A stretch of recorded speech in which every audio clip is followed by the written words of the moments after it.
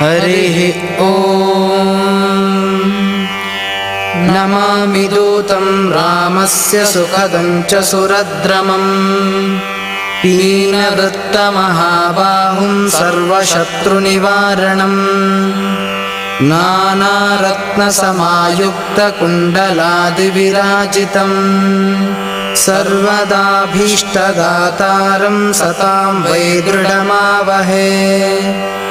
वासिनं चक्रतीर्थस्य दक्षिणस्थगिरौ सदा तुङ्गाम्भोधितरङ्गस्य वातेन परिशोभिते नानादेशगतैः सद्भिः सेव्यमानं नृपोत्तमैः धूपदीपादिनैवेद्यैः पञ्चखाद्यैः स्वशक्तितः भजामि श्रीहनुमन्तं हेमकान्तिसमप्रभम् व्यासतीर्थयतीन्द्रेण पूजितं च विधानतः त्रिवारं यः पठेन्नित्यं स्तोत्रं भक्त्या द्विजोत्तमः वाञ्छितं लभते भीष्टं षण्मासाभ्यन्तरे खलु पुत्रार्थी लभते पुत्रं यशोर्थी लभते यशः